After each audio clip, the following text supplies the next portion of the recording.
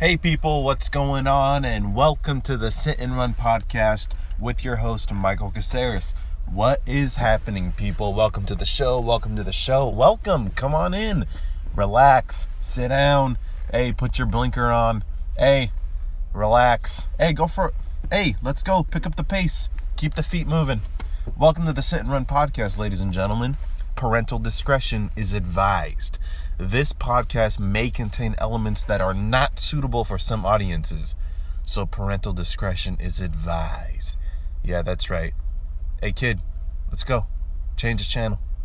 Go.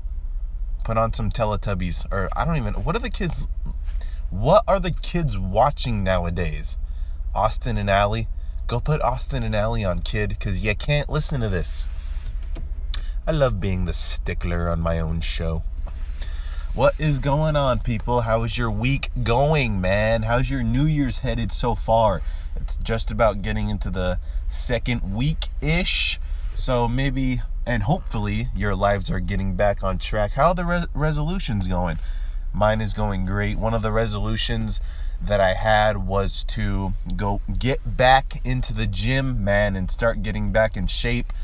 For those of you that don't know, I just turned 22 years old, so I kind of got this goal for the next maybe 10, 15 years. I hope to be in pretty damn good shape, man. I think by the time I get to be around, I don't know, maybe 35, 36, 37, maybe I can start toning it down a little bit.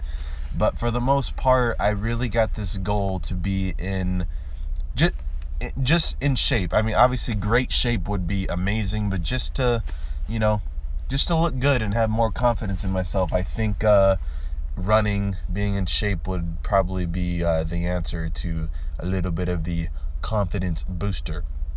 So the gym is happening. Another thing that I really wanted to work on was going back to church.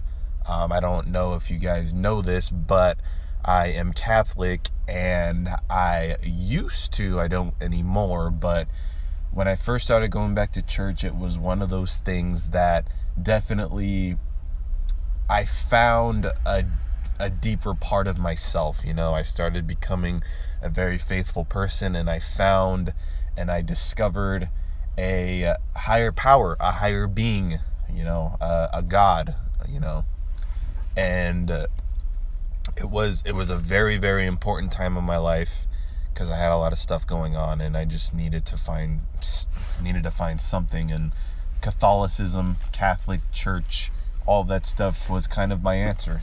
And I started teaching catechism. I started being part of the youth ministry. I started teaching vocational Bible study. I ushered masses. So that's one of another thing that I want to start working on, is to kind of start getting back into it, because a lot of great things have happened to me personally, and I've kind of fallen off the rails of thinking in a higher being, and praying about stuff, and it's hard because a lot of great things have happened to me, but at the same time, a lot of bad things have happened to me, and I've kind of had this little bit of a fuck you attitude, and it's definitely showed around the house. I don't have to tell my parents that. I don't have to tell my brothers and sisters either, but I've definitely been, kind of a little bit of a jerk off, and it's time for me, that's definitely one of my resolutions, is to, start getting back into it. So we will see where this takes us. So yeah, man, I hope the resolutions are doing good, and don't be afraid to reward yourself. You know what I mean? I started with this gym thing. Don't be afraid to eat a sandwich. Don't be afraid to have a Reese's peanut butter cup. Don't be afraid to have a beer. You know what I'm talking about? So yeah, I think that I'm getting better at this podcast thing. I think I am. I don't know. It's a little bit of a long story, but I guess it'll fall right into it. But let me get business out of the way. Mr. Dave Miranda, an actor, a writer, father, husband, Reverend is on the show today. And I want to tell you guys this right now. This interview that I had with Dave Miranda was one of my favorite interviews of all time. Dave Miranda and I go to Citrus College together, and we both started out in a camera acting class together, and then we were in the same play together called The Trip to Bountiful that took place here at Citrus College, which was one of my favorite production. Well, the first production I was in, but definitely was my favorite one of all time. I look up to Dave. He's, I don't know if I mentioned this in the past when I was trying to get him on the show earlier, but Dave Miranda is like an uncle to me. He's definitely one of those guys where if I introduce him to my father, to my uncle, or even if I introduce him to my grandpa, he would get along with my family so well. And, I love the guy. And you can see as soon as I start the interview, when I start it, I don't know what happened. As soon as I turned the microphones on to start recording, I got nervous, and I don't know why. I'm not afraid to talk to people. I'm not afraid to interview people. I can ask people, whatever. But for some reason, I got, you'll see in the beginning, I kind of was a little like, this is Dave Miranda. I don't know what to say. So yeah, you'll see in the beginning, the conversation kind of started out a little slow. And then as I kind of got, all right, he's a man too. I'm a man. So just start the conversation going. So stay tuned for that. It's one of my favorite episodes, so I can't wait for that to happen. On January 15th, that's this Sunday coming up, I will be at Flappers Comedy Club in Burbank, California. Same as the past episodes, man. Go ahead and scroll all the way down to the comments. Right there, tickets to Flappers. There's a link right there. Click on that link and it'll take you right to the website where you can purchase your tickets online. Those tickets right now are $20. And it's, oh man. Those tickets right now are $20, and you can go ahead and come and check me out at the Flappers Comedy Club. I felt like I had something to say, but I guess that's all the information I kind of had to give you for that gig. So boom, drive by. Here we go, drive by. January 15th, 2017. That's a Sunday. Flappers Comedy Club, Burbank, California. Link at the bottom of the page. Go and purchase your tickets. The show starts at 8:30. Doors open at 8. Boom, right there. Maybe I think I got to get better at kind of promoting myself. Maybe that's what I got to work on. I don't know. January 27th, 2017. That's the last Friday of January. I will be at the Ice House Comedy Club in Pasadena, California, hosted by the hilarious, the funny, the serial killer of comedy, Mr. Mike Muratori. One of my favorite comedians of all time asked me to be on his show, and it is going to be so much fun. Here's the thing. The website needs to be set up still for you to purchase those tickets, but the information that I have right now is that those tickets are $15 at the door, but I will let you guys know next week what the website code will be so that you guys can get a discount for that show. That discount is going to be $5 off, so there'll be $10. So just a little more information on that one. And see, here's the thing. For those of you that don't know, I know that you kind of don't for those of you that don't really know is what I'm trying to say here.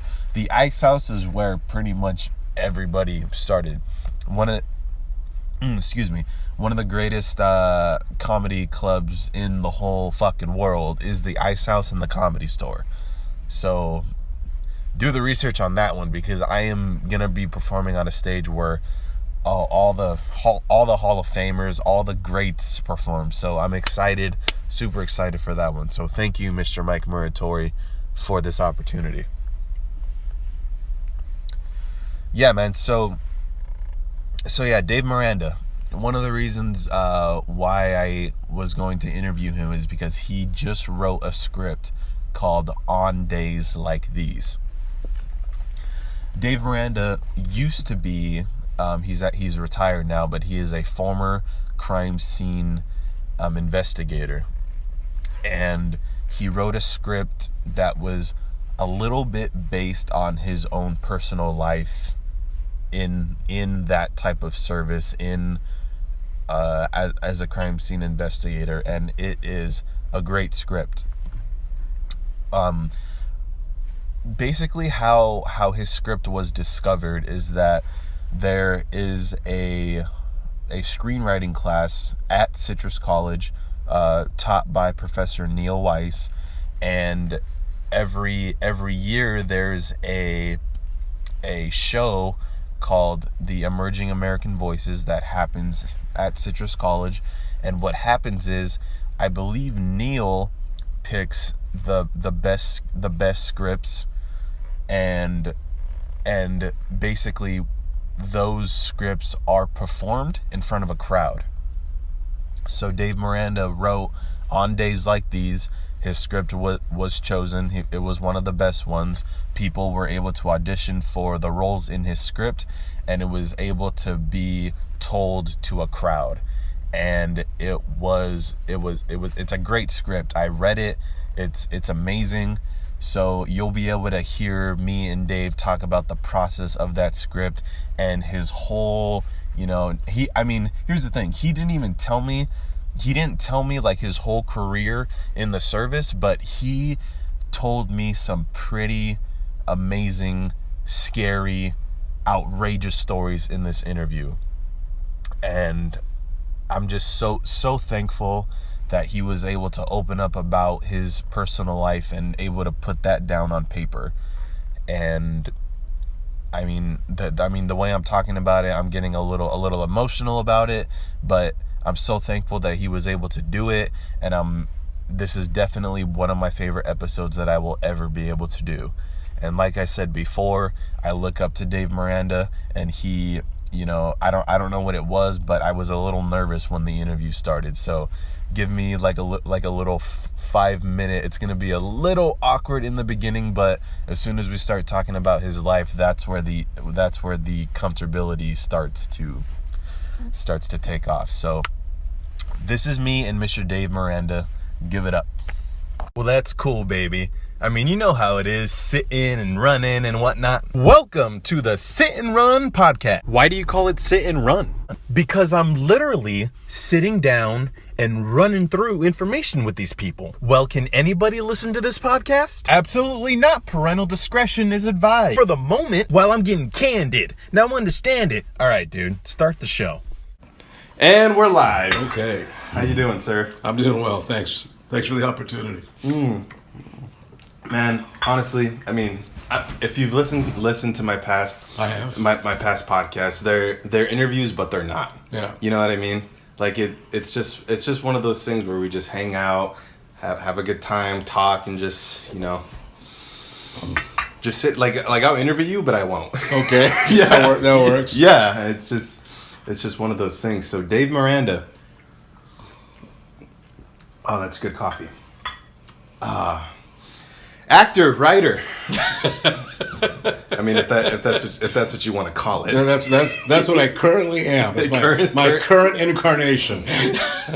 But because I've actually gotten paid for both now. Yeah. But former crime scene investigator and a professor.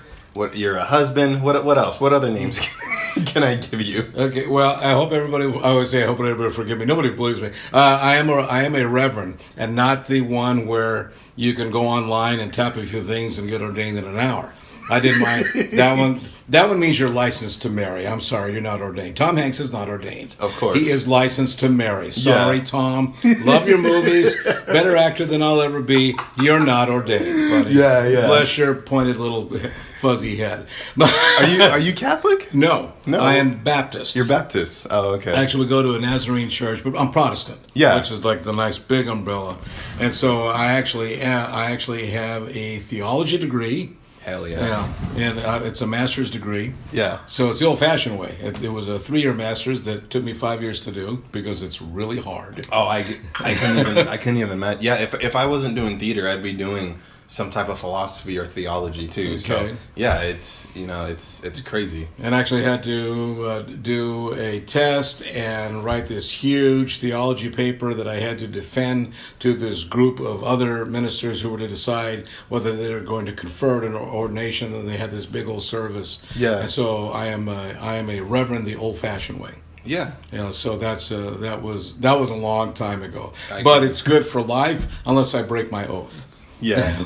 And should I ask you what the oath is? Well, I mean, it's. I will hold to the. I don't remember it anymore, but it's it's just hold. I mean, I don't remember the words anymore. Okay, it's basically I will hold to the the Christian beliefs. Yeah. The Judeo-Christian faith, and then I will not do bad things like pay for hookers and run out on my wife or beat her. She might beat me after this interview. But steal stuff. Mrs. Miranda is live over there in the background. She's over there, yeah.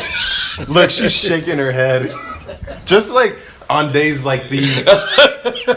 Man, which is one of the reasons why I asked you to come on here. Yeah. You wrote this 100 and whatever page script to a series called On Days Like These. We'll get to that later, but just her sitting there just hanging out. It's like, oh, that's it. That's Mrs. Saragossa. It's so weird. Yeah, it truly is. Yeah, it is. It truly is.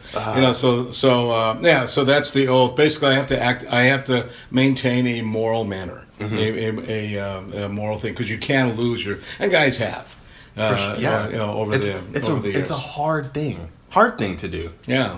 Because I'm Catholic and I went to a church in Ontario called St. Elizabeth Ann Seton, and I got confirmed. I taught catechism. I ushered masses. Look at you. I did all that, man. And I really feel like I'm a faithful guy. I believe in God, but it's hard to go through, and it's just, I don't know. It's one of those things where I kind of felt myself kind of falling off the service a little bit, because I gave these people, these students, these catechist students, a lot of advice on how to do this and how to do that. Yeah. And, sometimes I kind of felt myself falling off the rails a little bit, about, sinning and, doing this and doing that. So it's hands up, flat, I, tip my hat to you. Yeah, well, trust me, she'll tell you, I may be a Christian, but I'm not a saint. No, but see, here's the thing. You're a saint to me. Okay, I'll take it. Bless your heart. Yeah, so that's a big thing in life for me. I'm still proud of that. That was quite a thing that actually we went through. Even though I was the one that went to school, she had the job and kept everything running. I could not have done it without her. Yeah. And the other thing that I always love to mention is my very first job. There's evidence of my very first job that still exists today. What was that? What job would you do? I worked for Parks and Recreation of my hometown, Fort Collins, Colorado, and it was the best time in life to work. Really? Because at that time the town had either bought or been donated hundreds of acres of land for park development. So it had a whole bunch of undeveloped land. And the Parks and Recreation at that time had two divisions: maintenance, lawnmowers we used to call them, because that's mostly what park maintenance is. Yeah. Riding the big tractor and mowing the lawn. Or you were that guy. Well, no, I was the other one. Construction. They gave me a choice. Yeah. And I'm like, I mow my dad's lawn. Why do I want to get paid for that? When I could do this. And so I got to drive loaders, front end loaders, and big trucks, and use machines that got to build parks. Yeah. And that was really cool. Like one of your first jobs. Yeah, that was actually my first job. How old were you? I was 19 when I first got it. 18 or 19 was the start. Out as a summer job, and then there was a year between when I graduated from college and I started graduate school, and I worked continuously there until we got married. Oh, okay. And then came out here. Yeah. And during that period of time, there was one park that I built by myself. except for a handful of technical things that I didn't know how to use those machines. Yeah. But I'd say about 85-90% of it I built myself. That's pretty cool. You can find it on Google Maps. It's called Blevins Park. Blevins Park. In Fort Collins, Colorado. It's not very big, but I cleared the weeds out. I leveled it, took big rocks out because we had to plant it from seed. Yeah. That I was there for a month, and I worked all by myself every day for a month. But the boss knew that I would do the job. And you were working full time and going to school? No, I was done with school. It was during the summer. Oh, okay. Yeah, so that's my biggest pride. I go back to see the park. Yeah. From time to they've changed the playground equipment several times over the years and stuff like that. But the basic park is still there. The small trees are now huge. Yeah. The grass is beautiful and stuff. And I think for some reason what I like the most is walking through, seeing people enjoy it, seeing kids play in the playground, because I also help with the playground, at least the original playground equipment. And just knowing none of you know I did this. Yeah. And for some reason, that's just fine. Yeah. I don't go telling everybody, hey, I built this, because who cares anyway? Yeah, no.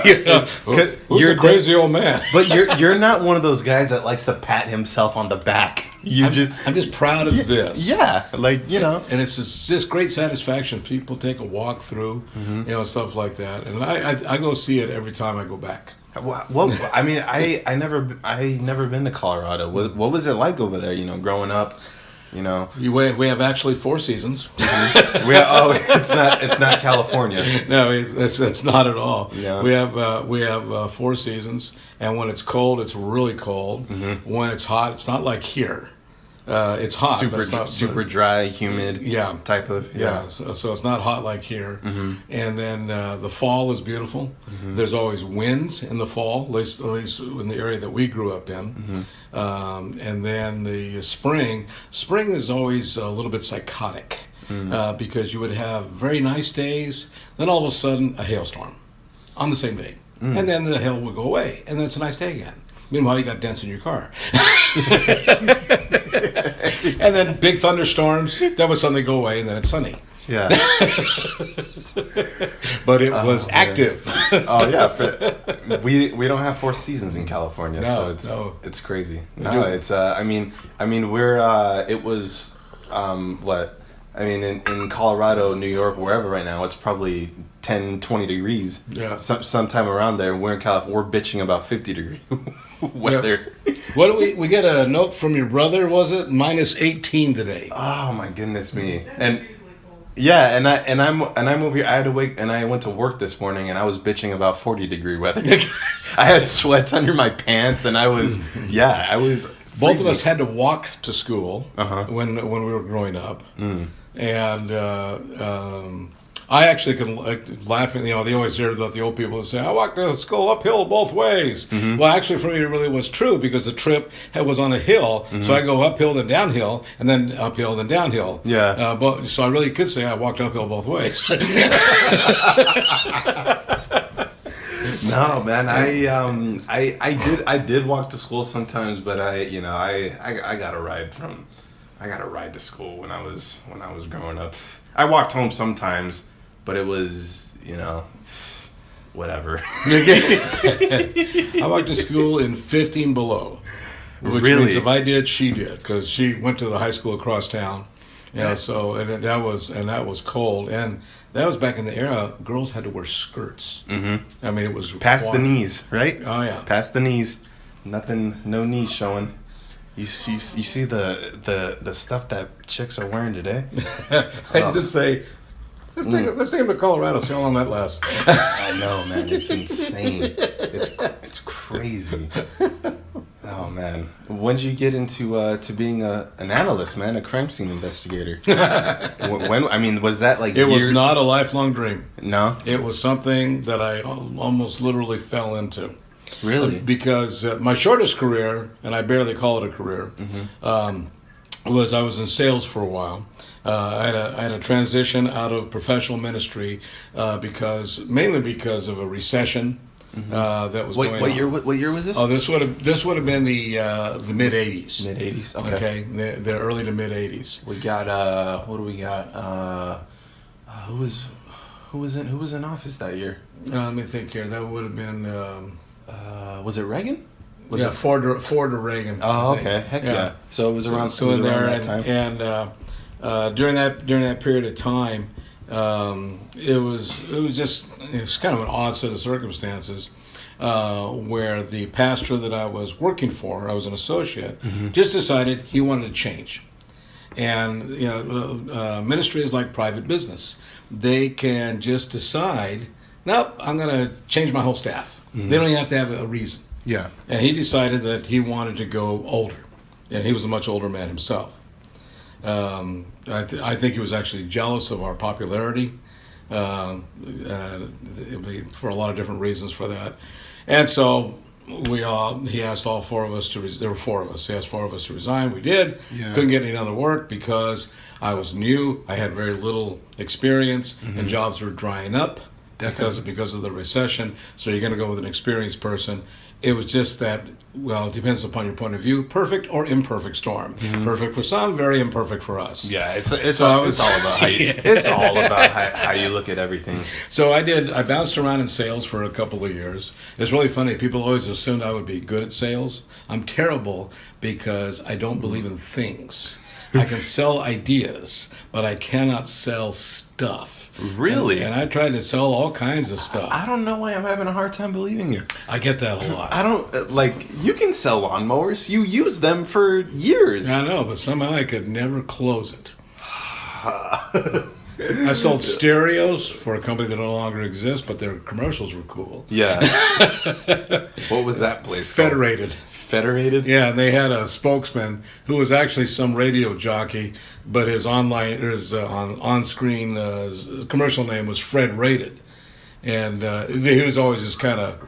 It was some of the things they did were dangerous. Like he'd be in the parking lot and he says, "Prices are falling," and they would drop TVs around him. And then he said, there was another one I remember, "We're cutting prices in half," and he starts up a chainsaw and cuts a stereo right in. You see stuff flying, and I'm like, you guys just took a video camera on your own and just did this thing, because they didn't look like super professional. Yeah, but they were fun. Yeah. Oh, definitely. Federated was the biggest stereo seller at a TVs time, huh? At the time. At a time, yeah. And they got buried by Circuit City. And Circuit City got buried by everybody. Yeah, I don't even think Circuit City's up there. No, it doesn't even exist anymore. Yeah. Yeah, and so... Circuit City, man. Dude, I'm old, okay? I mean, I did a little bit of research about you, but hey, Circuit City. That's crazy. I remember when Nixon was president. I voted in the Jimmy Carter election. I can't remember who ran against. That's hilarious. Yeah, and I remember watching the 1968 Mexico Olympics on TV. Oh yeah, first Olympics I ever saw, and I saw the Black Power salute on TV when they showed it. Mm-hmm. That was awesome. You were born in 56? 54. 54. Yeah. Yeah. Heck yeah. Yeah. So it's always kind of funny and fascinating when I hear some of you guys talk about you take the class on the Vietnam War. Mm-hmm. Somebody actually once asked me, "Are you going to take that class?" Why? I lived it. I was there. I was alive in the country when all that happened. I remember the protests and all that kind of. Why would I take that class? Yeah, I know. How the heck did you get into the force then, man? So I was doing terrible at sales. And how long did you try to juggle around? 2.5 years. 2.5 years, and you went from stereos, lawnmowers, and was it like an all-around insurance, security? I still know, so yeah. And there's a lot of things I know which are now useless, but there it is. So we decided. We figured out how much I needed to earn per hour. Commission wasn't doing it for me, and I applied to every job that I could find that made that. And this was back when... 1986, 87. And this is back when you had to actually walk inside the place, pick up a paper, and fill it out, and give it to them. And talk to actual people. And talk to actual people. And then they would talk back to you. That was kind of... I kind of missed that, No, it's just hilarious because... getting a hold of you, I'm like, how am I gonna get a hold of Miranda? I'm like, oh, I gotta call the guy. Sorry. Yeah, because I don't have a modern cell phone. Yeah, with my email attached to it and my Facebook attached to it. Yeah, I can't. I mean, I sent you some Facebook. I emailed you. I'm like, oh, I gotta call the guy. Sorry, man. No, it's cool. But that's why, like, it's kind of like being in a period movie, wasn't it? Yeah, I know. That's why it's just funny. It's just funny to bring up. Because anybody that I've interviewed, like, so far, it's like I just text them real quick, and then we're on our way over there. Yeah. I'm like, hey, we're going back. I appreciate the effort. I truly do. I have a cell phone. I don't even carry it with me all the time. Yeah, I know. That's why I was like, dude, I've seen Dave. He's got a cell phone. But I was like, nah. I look at it occasionally. Yeah, you'll look at it. I'm not even going to ask you. I'm calling your house from now on. That's wise. Yeah. So then commission's not working. Commission didn't work it, so we figured out how much I needed to make per hour, and I applied to every single job, and just decided. And for me, it was partly a faith thing, because at that, I don't know, I don't hear it so much anymore, but I remember at that time there was this big find a job that's fulfilling. That was a big thing in America at the time. I don't hear it so much anymore. Maybe it's because I'm not paying attention. But judging from the look on your face, okay, that's not pushed that much anymugh. But back then, it really was. And I realized that's a joke, because there are not enough of those kind of jobs for everybody. That's ridiculous. So I had to let go of that. Yeah. And realized my primary responsibility was to this woman over here that I married. And the family. And I was not holding up my end financial-wise. So I just decided, and in my own faith belief, I basically told God, whichever one says yes first, that's who I'll say yes to. And so police work was the first one that said yes, because what they were looking for was, they used to call them, what they used to call them? Stupid name, police assistants. Now, the modern day term is community service officer, and most people actually have heard of those CSOs. Community service officer, community service assistant, community patrol, something. Anyway, they're civilian. It's just a service type of thing. It takes the paperwork load off of the sworn officer. Okay. That's the purpose of it. Okay. So the best way to describe it would be, let's say we go outside, God forbid, and your car's broken into. Now, in the old days, they send a cop, but they figured out, and by they I mean most law enforcement figured out, you don't know who did it.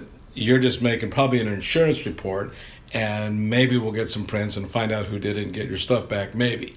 Either way, do you need a man or a woman with a gun to do that, especially if you haven't the faintest idea who did it?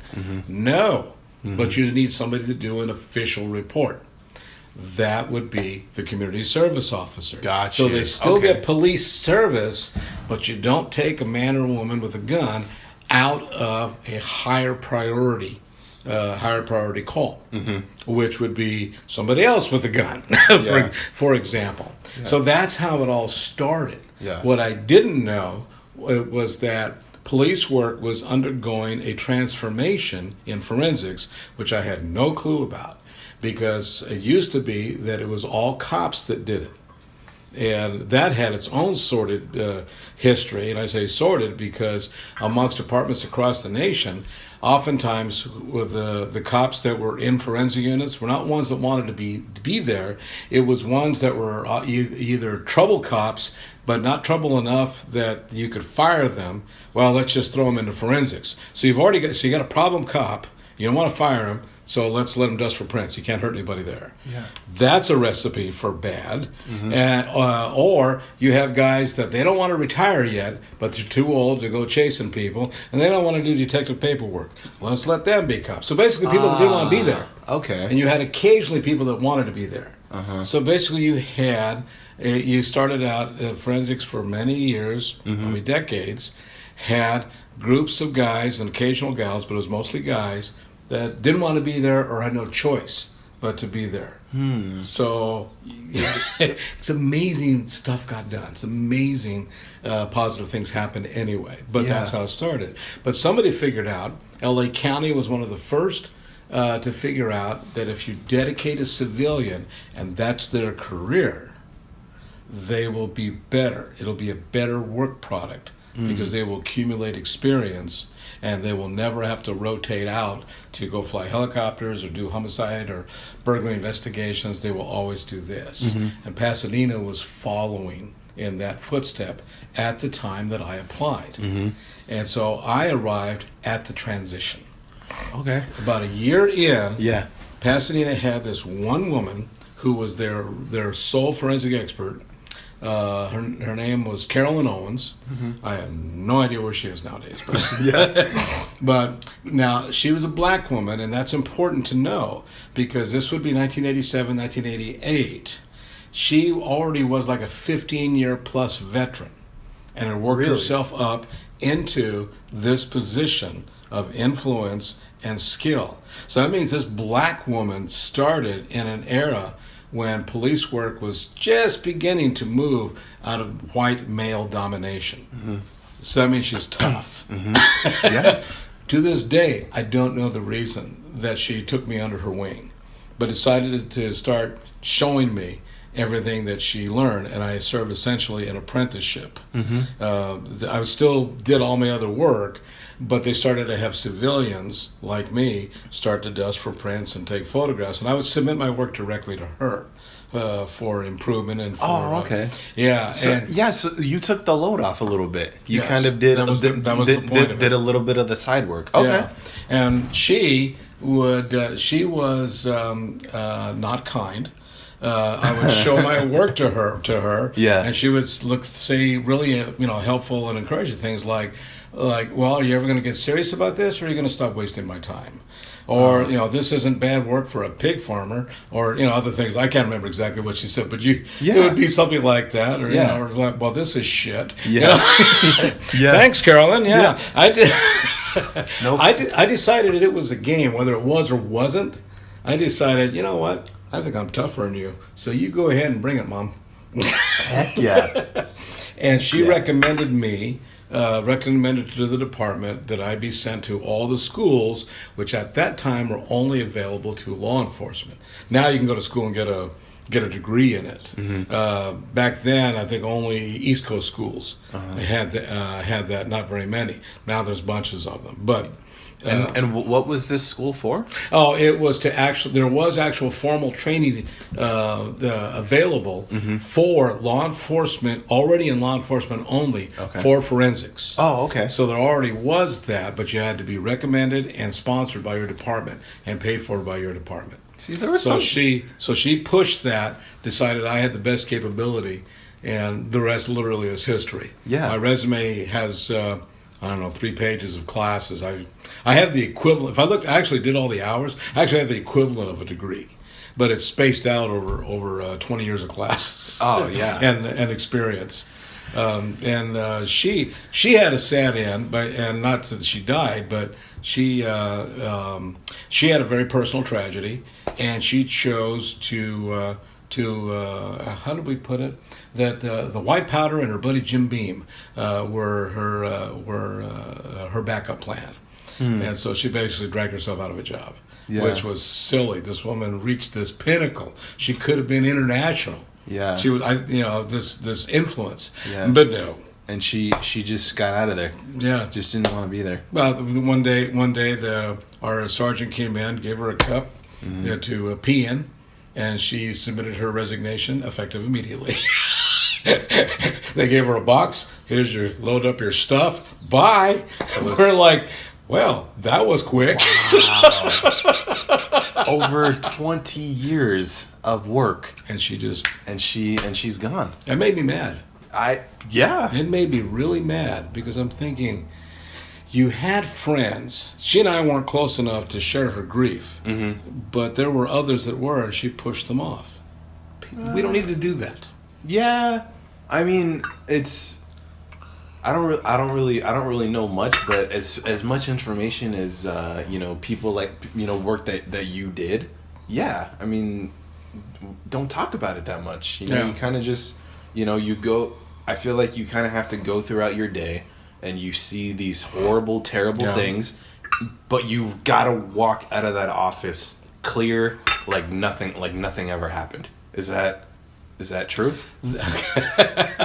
That is the myth. Yeah. Is that so that's an actual thing. Like you have to actually try to. That's what they try to tell us. Yep. It's interesting that you're interviewing me because I should tell you that I am one of the extremely very few in all of law enforcement that does not believe that. Now, everybody tries to live that. I hear guys say all the time, "Oh, you never take it home. You never take it home." Unfortunately, I had training in a whole other career. My training in professional church work told me that's not true. We carry everything with us all the time. Yeah. All we can do is choose when to let it out. But you take everything home. Yeah. Everybody does. And the person that doesn't is fooling themselves. Yeah. They can say all they want to, and I'll let you have your lie. Yeah. But that's what I'll call it. It's a self-lie. That's what it is. But yeah, that's what we tell. I've heard cops say things. Well, when I come to work, I take my heart out, and then when I get back in my car, I put it back in. And I'm thinking, yeah, I'm going to outlive you too. I've outlived several, many of whom were younger than me. Really? Yeah. And they're just pushing. You cannot do that to the stress because once the activity of the job is gone, it will hunt you down and find you and kill you unless you've addressed it. Really? My belief is if you see a cop that's been retired for 20, 30 years and doing pretty good, I mean, somewhere along the line they figured out how to address it. How to I don't know, make friends with it, integrate it, modern term. The psychological term is to integrate it. Yeah. And make it part of who they are. Those that start to have health problems, stress-related health problems, they bury it and convince themselves that it's all okay, but it's not. Yeah. So it's hearing you say that. I don't know why I kind of get emotional about that stuff, but it's just that's crazy for people like me and you to hear because I mean the career that me and you are going for is all expression to not hold anything in. Yeah. So it kind of I don't know why it's kind of getting to me right now, but I don't know how people can leave that stuff in for years. It's just it's amazing the lies we can tell ourselves and the power of them. Yeah, like I'm just like dude, like you just you went through it. Don't act like you didn't go through it. Yeah. It's like I'm getting like crazy, Bless your heart. I'm getting crazy just talking about it because the stuff that me and you want to do is the complete opposite of that. Yeah. And one of the things I used to teach before it folded, the last recession folded the school that I was in. And I was teaching, but I used to teach those students, many of whom are now still working in the business, was work now, cry later, but don't forget to cry later. I have that quote in my bio. Oh, do you really? I really do. It's on Facebook. It says actor, comedian, podcaster, work now, cry later, but don't forget to cry later. I did say that. Dave Miranda. I did tell you about that. Yeah, you did. Yeah. And I took that into account. Yeah, man. Later that day, I got like super. I was like, oh my gosh, like it just hit me. You know what I mean? And that was my secret. I did learn when to cry later. You might be surprised or be amused at this. I was known in the department by many as a cold fish because I could go into so many scenes, still crack a joke no matter how bad, or if not crack a joke, just power through as if nothing was wrong. Because I would go ahead and let the emotion build up and I'd have it mentally and set it aside on a shelf, knowing I was going to pick it up on purpose when I was in a safe place, a place with people that I trusted, usually here at home with this one over there. Yeah. So that's how I was able to do that. I remember cases. I remember one case in particular, for example, where we had, I can't remember why the child died, but it was a dead baby. And what year was this? Oh, this all would have been in the 90s and 2000s. 90s? Okay. Yeah. And dead baby, how old? Less than a year. Oh my goodness. And I think we were just covering our bases, I think, to make sure that it wasn't abuse, which meant I had to take complete photos of the baby's body to see, are there any abuse marks, are there any bruises and stuff like that. And so I actually had to manipulate the body and take photos. The officer handling the case had to stand by and watch. And I could tell that poor boy was having some trouble. And I even asked him, man, you all right? If you want to step out of the room, that's okay. No, I'm good. I'm good. Yeah.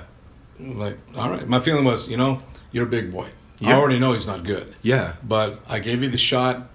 You're a big boy. You got to be responsible for you. I'm not your daddy. And that gentleman is jotting down notes of what's happening? As I've explained it, I'm telling him what I'm seeing and what I'm doing. Yeah. Because he has to, even though I write a report for my actions, he has to also write a report. What was that guy's job, technically? He was the officer. He was the officer handling the case. He was the officer, okay. So he was handling the case. Yeah. And the fact is, here I am and actually manipulating this body. Like how did it happen? Yeah. You got to look at all these angles. And I'm this close. I mean, like it'd be moving. Yeah. It wasn't much bigger than that, actually. Oh my goodness. And so I'm manipulating it, and I'm talking. Look at that, looking under the armpit. Oh my goodness. And I'm that is crazy. Because you see anything? No, I don't. He says, why are you taking photos? Because I have to show. The lack of evidence is evidence. Yeah. So I have to show that. I could tell he wanted to get out of there real fast. It was tempting to hurry for his sake. Yeah. But my feeling was, no, the public pays us to acquire these memories. Mm-hmm. That's one of the ways I always looked at it. They pay us to have sleepless nights. I'm not going to let them down. Man.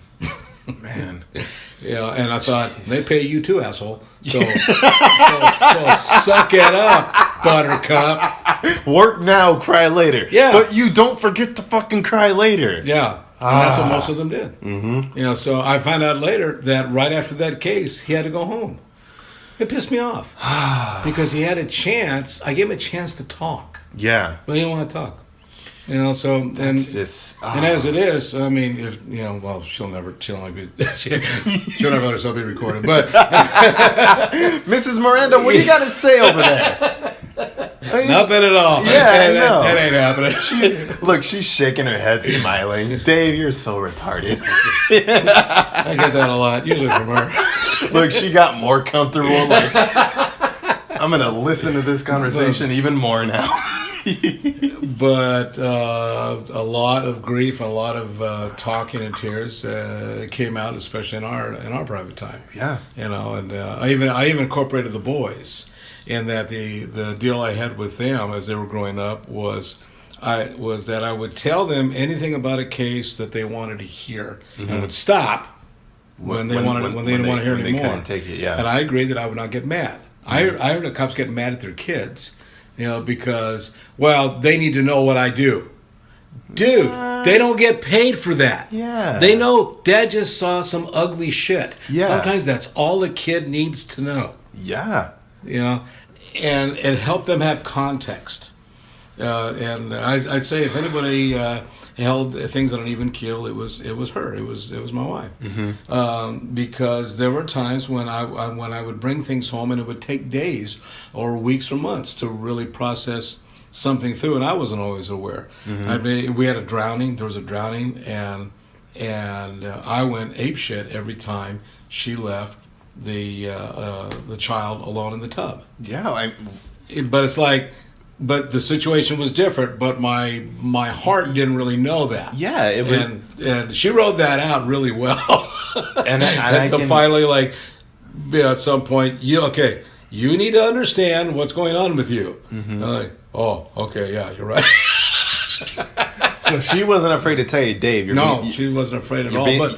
But she also knew when to let me ride the emotion, because a lot of times it would, and a lot of this was trial and error. Mm-hmm. There's no real books for this. There's like things that point you in the right direction. And a lot of my previous training, because I had counseling training, as a pastor, a lot of that came into play, and basically using it on ourselves.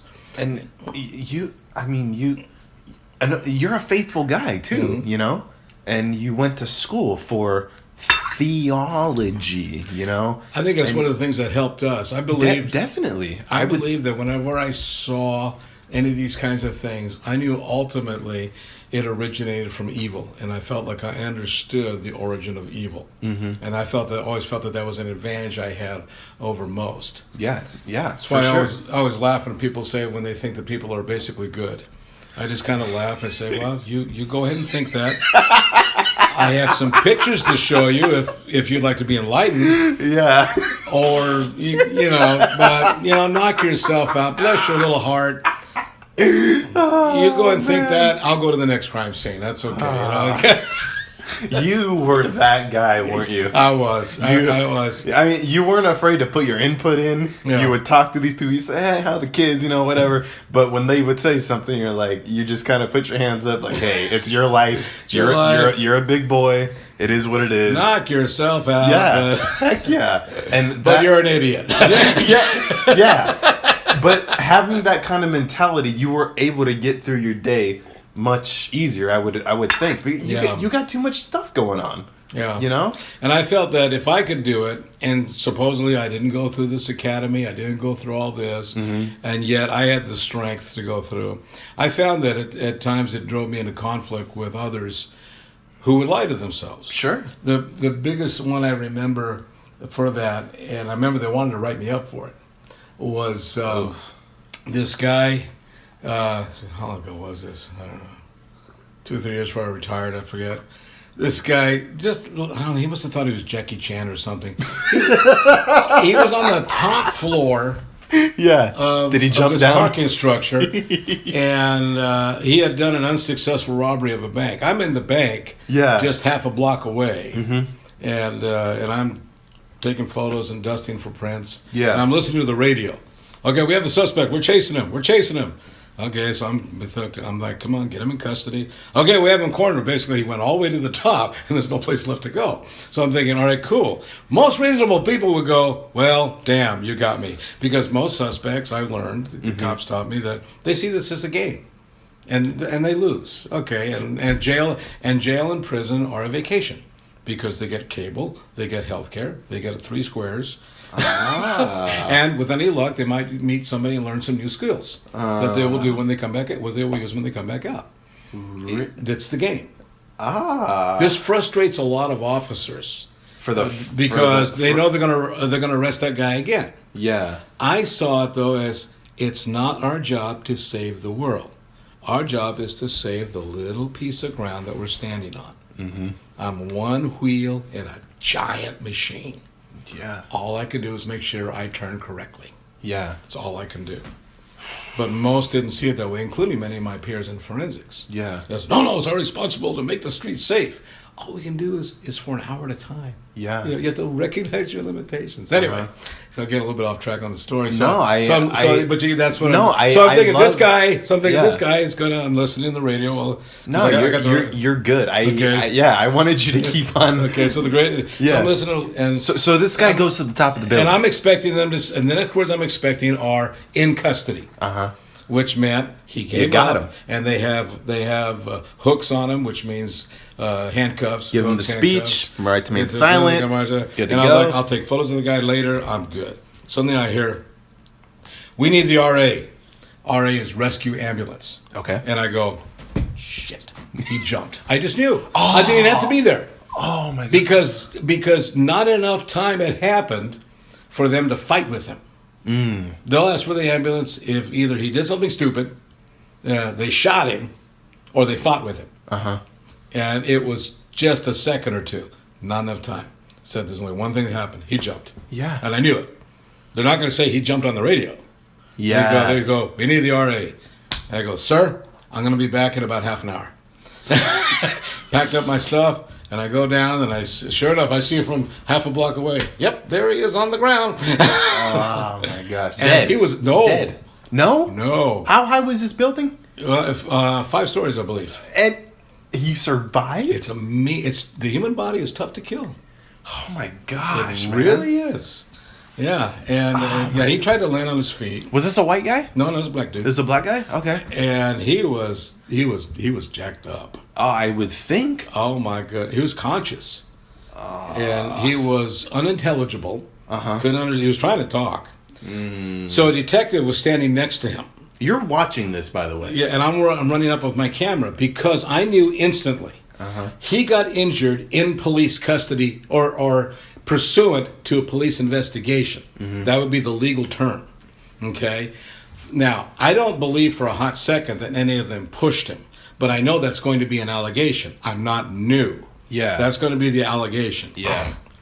And they're also we're going to get sued because we had him cornered. And it doesn't matter why he came down, we're going to get sued. So I realized that one of the things, all this is going through my mind in a microsecond. Yeah. This is what experience does for you. And as I'm rushing up there, and I realized that as the progression of the thought, we're going to get sued. One of the things we're going to get sued on is the level of his injuries. I don't want to go to the hospital. He's going to get bandaged up, and sometimes they actually have to do more damage before they fix damage. I've seen that before. Not very often, but it happens. Not to mention, it's one of the rules in forensics is the closer to the event you can take photographs, the better for all concerned, but especially for the department, because then anything that happened after that wasn't us. Yeah. You know? As he's on the ground, the photos are going off. I'm walking around and going click, click, click, click, and the detective is standing nearby. Yeah. And I know why he's there. It's what we call dying declaration. In the event that this guy does die, but he makes some statement before he goes. Yeah. Dying declarations are allowed. And I knew that's why the detective was there. So I didn't even bother asking him, why are you there? I know why he's there. Yeah. So I don't even engage him because he's totally focused on the guy, watching his mouth. Listening. And trying to live. You can't even understand. You're making Yeah. You know, it was one of the sickest sounds I ever heard. Oh my gosh, Oh my man. goodness! So click, click, click, click, click. I'm taking pictures. If there isn't anything that ain't broke. Oh my gosh, man. You know, whatever your nightmare is, close enough. For your listeners, I will refrain from describing it. It was pretty bad. Oh my gosh, man. And then a lieutenant calls me over, so I take a few more photos. I don't go over right away because I'm hearing the ambulance now. I'm hearing the siren. Yeah. Once the ambulance gets there, I need to step back so the paramedics can do their work. Okay. And they're going to be in the way, which really means I'm going to be in their way. Yeah. Yeah, but their arms and hands and everything, I'm going to be in the way of my photographs. So I realize I got a real narrow window here. Yeah. So I finish my photographs, and I go to the lieutenant. What was her name? Doesn't matter. Especially I don't want to hear this. yeah. She's gonna hear this 10 years from now. Probably, Miranda, that son of a. take it off. Take it off. Take that interview down now. And she was a woman. Yeah. Oh man, even better. Even better. Yeah, I know. I was really disappointed. I didn't think this was in her. You went. So you go to your lieutenant. I go. Well, she wasn't mine, but she was the lieutenant on the scene. Yeah. And she goes. You need to stop taking photographs. And I said, well, we need those. For the day later, my boss calls me into her office, and the lieutenant wanted to make a formal complaint. Yeah, because you continued taking pictures. Yes. Okay. She thought that it was inappropriate because the public was watching and I looked like the paparazzi. And I said, we are the paparazzi. What are you talking about? Yeah. I'm still mystified. It's Yeah. like, why are we having, what is the reason we're having this conversation? I'm not getting this. Oh my God. And then it suddenly hit me. We are the paparazzi. Yes, we are.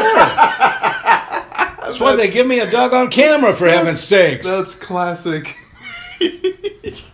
I'm the police paparazzi.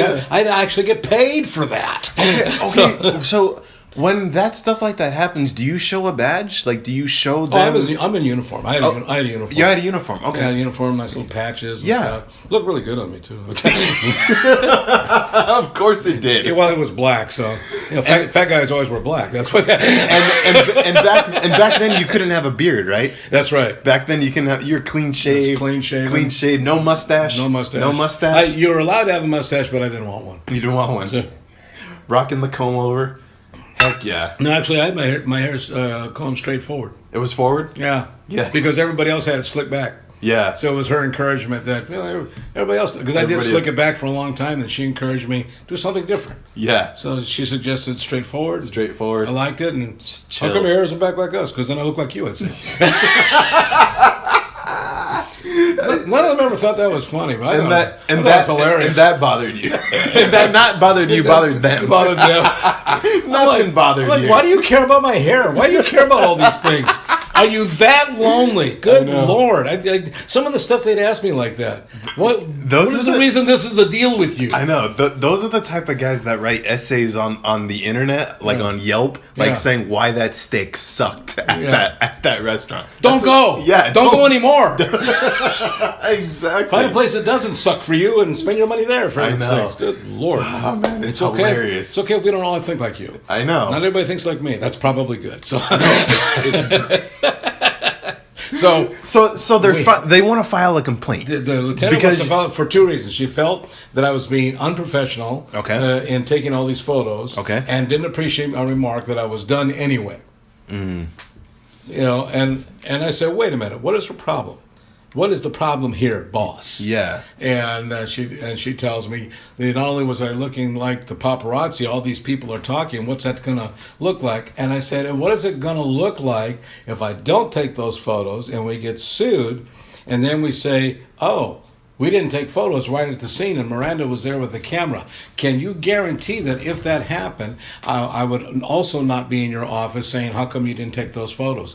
Can you guarantee that, yes or no? She tried to change the subject, and I said, no, ma'am. No, ma'am. I am demanding an answer to that question because, by God, I have a right to it. Yeah. Can you guarantee no problem? No, that I would not be... Boy, she looks down, licking her lips. It's always a sign when somebody realizes they're wrong, but they're not going to give you the satisfaction. Yeah. Now I'm licking her lips, and I called her on it. Yeah. Well, and I said, okay, that's the Dave I know. So while you're trying to formulate an answer that you can live with, I was pissed. I would be too. I was pissed at this point. Yeah. And I said, it is outrageous that I'm even here talking about this. Yeah. I said, if anybody acted professionally, it was me. I should be praised. You should be having a commendation that I had the calm of mind because everybody, I saw a bunch of frozen faces out there. Yeah. We get paid for this. Yeah. I said, and the lieutenant is leading us. She should actually be written up because she was a poor leader and let her emotions get the best of her. I'm in my boss's face. Yeah. You know, I said she let her emotions get the best of her, and I couldn't count on her, and nobody could count on her. And if she has a problem, maybe she should resign and get another job that doesn't have so much ugliness in it. Yeah. Bam. Just going. Man, ripped she it. She couldn't stop me. I said a lot more that I can't remember anymore. Yeah. But boy, I just kept going. And I said, no, I will not apologize. There's nothing to apologize for. I want to apologize for my attitude. I think it was entirely appropriate. And if anything, the lieutenant owes me an apology, and I will not sign that. Yeah. You send it to IA if you want to. That's going to be fun. Let's do it. Oh my gosh. Michael Cera goes. And she just said, never mind. I never heard about it again. Yeah. Usually when you refuse that, it's supposed to go to a formal investigation where I need a representative, and now instead of a little thing that might disappear, not even appear in my evaluation, it's supposed to go something that can wind up in your file for 5 years if you're found guilty of it, or even days off. Well, none of that ever happened, and I know why. Because they would have to know, why did you say what you say? Yeah. Because the answer would be, they would have to look at the lieutenant and realize I was right. So I knew that. I knew that at that moment. That's how I knew I could talk that way to my boss for a very short period of time. Yeah. But I was I told her later I was very disappointed in her not backing me on that. So I would think that she'd be happy to know that when a terrible crunch time came down, she had an employee that didn't lose it. Mm-hmm. And I found that's kind of how I handled a lot of people, that when I would see somebody suddenly, like, hey, we get paid for this. Yeah. Yes, this is ugly. Yeah. I'll cry later. I ain't going to cry in front of you. I don't trust you. Yeah.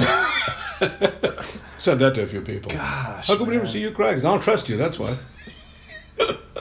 Oh my gosh, and this went on for 25 years, man. Gosh. I mean, That's right, ladies and gentlemen. There is a part 2 to this interview, and if you have made it this far, congratulations. You're probably a Sit and Run podcast fan. So thank you, Mom, Dad, Grandma, probably Aunt Nancy. If you've made it this far, there is a part 2. So go ahead and click on the next video that says part 2, Dave Miranda, Sit and Run podcast with Michael Caceres. Thank you, everybody. If I didn't mention your name, if you've made it this far, congratulations. You listened to 2 gentlemen just talk about life for an hour so far, but the interview does get interesting as it goes on. So go ahead and click on the next interview. Should be fun, man. Sit and Run podcast, ladies and gentlemen. Here we go.